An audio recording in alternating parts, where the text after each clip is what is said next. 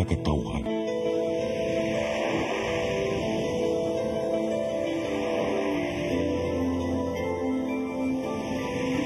Cebu Catholic Television Network.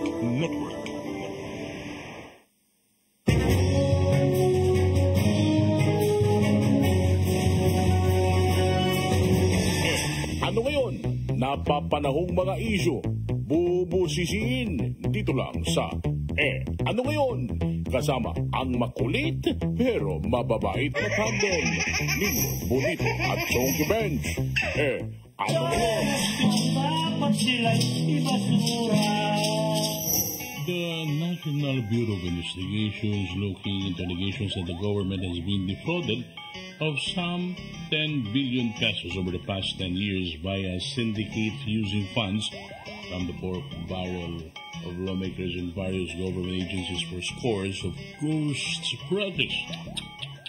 Described an NBA investigator as the mother of all scams. The con game came to light in March following the kidnapping and subsequent rescue of an employee of a trading company, JLN Corporation, owned by Janet Lee Napoles, which was purportedly behind the scheme, according to sworn affidavits and interviews conducted by the Inquirer.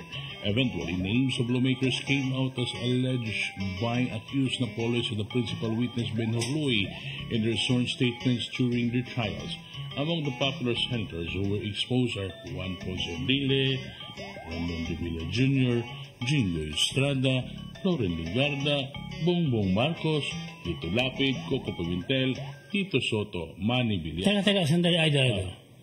Ano ba yung binabasa mo? Article ni Nancy Carvajal na Philippine Daily Inquirer. Sus Mariosep, luma-luma na yung balita yan eh. Mas luma pa yan doon sa diaryong La Solidaridad ni Plaridel. Ay hindi na pork barrel scam ang uso ngayon. Ang mother of all scam ngayon, marami nang nakakaalam niya. Mahirap din tansyahin kasi trilyones na ngayon ang mga sabuatan. Zero yan. May tama ka, idol. At hindi na rin mga senador ang bida sa korupsyon, kundi mga Congress. Masyado kang bariklamo. Ano ngayon, kung magnanakaw mga taga-Congress, ma-acquit din naman silang gaya ni Napoles. Sige, Benz, nag-open ako kanina sa website kasi nagtutrobak si Marlica. Kasi tinan natin. Throwback? Marami nang nakakaalam niya. Kung titignan ninyo ang mga balita ng 2016, temo ang headline na Inquirer.net, Bongbong Marcos sued for plunder Pabigat yan. over pork barrel. Kasabwat talaga siya. Pero malaman natin kung sino ang nagpigil na huwag siyang isama. Then Rappler, January 24, pork barrel ghost hunts candidate Marcos. Ang kulit mo! 2014, COA tells Bongbong Marcos return 10 million pork barrel. Ang kulit mo! Ayon sa GMA Network, plunder raps filed versus Marcos 2016 over 205. Ang kulit mo! 205 million pork barrel scam. Ang daming article, okay? A Rappler, okay, April 6, 2016, group as ombudsman to probe Bongbong Marcos in PIDA scam. So lahat dito, noong mga panahon na yun na hindi pa bangag ang gobyerno, yung mga mainstream media umaayon na si Bangag Jr. ay kasabwat dito sa pork barrel scam. Sina Senator Bong Revilla, si Senator Juan Ponce Enrile, acquitted na yan. Yung kaibigan kong si Senator Jingo Estrada, convicted yan. Pero ang ibang involved ay walang mga kaso. Kaya nga, mali. Ano mali? Ang sinasabi ni Nora Honor. Na alin? Na, walang himala! Walang himala! Kasi meron himala sa PIDAP scam. Ano ngayon? Kahit sampahan sila ng kaso, nakakabalik naman sa Senado. Idol, medyo nag-iisip ako eh. Kung sila ay napaghimalaan, sino kaya ang sinasamba nilang santo? Si Santuli. Santuli? Chinese na santo? Hindi ko naman. Santulisan. Mga santo ng tulisan. Para mabawasan ang kasalanan mo, ang kulit mo. Ang sabi niya dito sa akin, marami nang nakakaalam niya. Miss Marlica, umuwi ka na? Kaya pala, hindi isinama ni Pinoy si BBM, okay? Hindi sinama dun sa pork barrel dahil panahon ni Noynoy yun, di ba? Dahil kasama sa law office ni Liza at Ochoa Pabigat yan. yung ES ni Pinoy dati. Alright? Kwentuhan na lang, ayaw pa isama. So, di ba, Kino, sabi niya, kay nakulong, di ba, sabi niya, kung matatanda si Enrile, si Revilla, at saka si Estrada. Kinasuhan yung 14 na senador at 198 na kongresista. Pabigat yan. Imagine nyo, this was panahon ni Noynoy. Mga senador, magnanakaw. 198 na kongresista, sangkot. Dapat makuha natin yung mga pangalan nito para hindi nyo iboto sa mga susunod na halan. Ba't ka magagalit? Ikaw pala itong tanga. May tama sinabi ka ito. Huwag iboto ang mga sangkot sa pagnanakaw sa gobyerno. Kung ayaw mo, huwag. Saka pa naman sa mga botante. Kaya ang ritual nila tuwing eleksyon ay pedasal. Ano naman yung pedesal, idol? Novena prayer? Pedasal means pera, dato, salapi. Pedesal. Hindi ko po ang ritual nila ay hindi pampayamang espiritual. Anong klaseng ritual yan? Pampayaman na ritual. Ba't kayo lang? Paano ako? Ibahin mo na nga, serious tayo eh. So ito po sinend sa atin ng random personality na may kinalaman dito. I believe kakilala ni Sinapoles. Malaki ka na, kapal pa ng Kasi mukha mo. nakakuha siya ng affidavit ni Napoles. Ang dami, huwag na natin basahin isa-isa. Pero ito yung kanyang testimonya. Marami nang nakakaalam niya. I think ito ay kanyang affidavit. Sabi ni Janet Napoles, number 15, sa abot ng aking naalala, sa kasalukuyan kong kalagayan dito sa ospital ng Makati, ang mga sumusunod na mga senador, kongresista, at kanilang mga agents, at ang mga opisyalis o kawani ng implementing agencies ng pamahalaan na nagkaroon ng kaugnayan sa akin at tumanggap ng bahagi ng mga pork barrel. Nangumpisal na pala si Janet Napoles, ba't hindi pa nakasuhan lahat ng mga sangkot? Hindi pinakinggan ang kumpisal dahil malakas ang mga senador sa pari. Sinong pare? Ang pari na naging padrinoy nila. Padrinoy? Sumalangit. Umuwi ka na, doon din napunte. 2 kopya ang sinend sa akin ng taong ito. Pabigat yan. And I hope Masyado kang mareklamo, gusto mo na umuwi. well, I messaged already ng taong ito. And I hope, nung nag-message kasi sa akin ng August 8, willing siyang lumabas patungkol dito kasi kilala niya si Janet Napoles. Baka may dumating na magnanakaw, hintayin mo, ha? Willing daw lumabas ang source.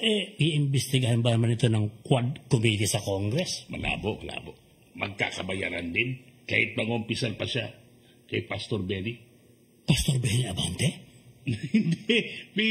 Binibili. Pera talaga Pera nga.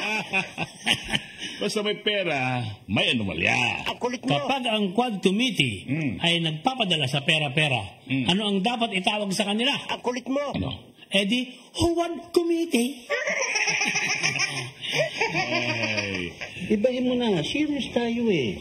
dapat disiplinado sila. Iwasan nila ang ganito. Ang alin? Baka may dumating na magnanakaw, hintayin mo, ha? Ganito po ba sa bagong Pilipinas na yung Umuwi ka na, health po natin and social services, yun yung kinakaltasan. Madam Chair, tila hindi po ako sumasang-ayon. Madam Chair, just a point of order. Yeah. Are we allowed to interject? Because I thought there is a policy in this committee Yeah, that Madam Chair, there if I will be may. no Yeah, Madam Chair, but my point Because Madam Chair, if I may. Yung mga pinapresent, Madam Chair. Yeah, Madam Chair, you can make a point of order if the figure is being presented. It's not correct. Ang kulit mo. Because this is a budget briefing. Hindi po pwede na meron tayong drama na pinapalabas natin na lahat ng programa ng kalusugan ay tinapyasan and making the administration look back where in fact it is not true. Ang kulit You mo. have to compare what versus no. Madam So Chair, with that, wait Madam po. Chair, I move that the interpellation of the Honorable Manuel be stricken off the records. Lahat na ipag-uutos natin, susundin mo. the issue, bakit nyo pinasayakan yung point of order? parang gusto mo suluhin to. Si Manuel Pabibo, si Garin Pabida. Pabibo sa health, issue dahil gusto niyang mapansin sa eleksyon ng party list. Kabida sa administrasyon kasi may kaso sa bakuna ng sekretary sa DOH. Kinakarambola nila ang usapan eh. Puro sila bangayan eh. Ayaw mo wa. Ano ang tawag si Kamara na nagkakarambola? Eddie, Umuwi ka na? kamarambulan. Ano ngayon? Di baling magbangayan, may media mileage naman. Ay! Lahat ng pag-uutos namin, susundin mo.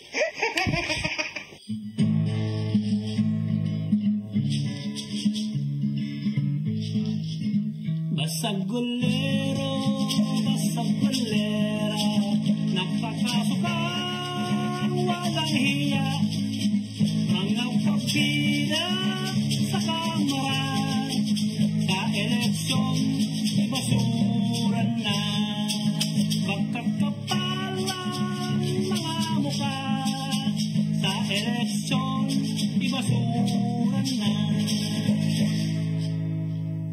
Umuwi ka na? Umuwi ka na? Buti pa si Congressman Bernadette D.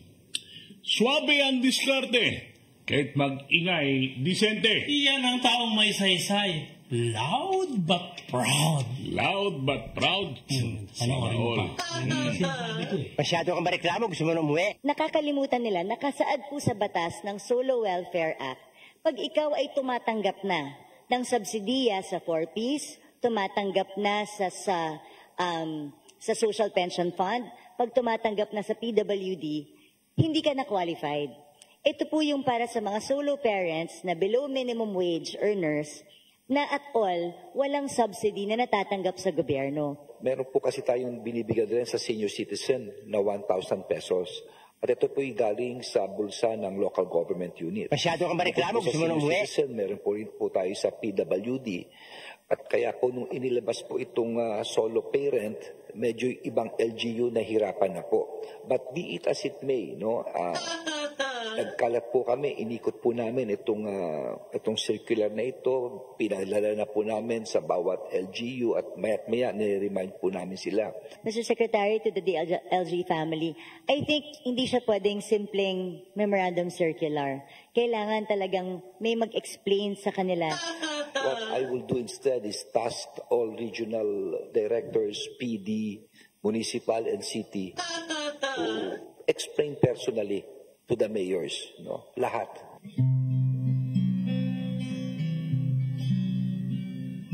Buti pa si Bernadette, kalmado, disente, tularan si Bernadette, my fair lady. Buti pa si Bernadette, kalmado, disente, basta sa kalusugan maaasahan.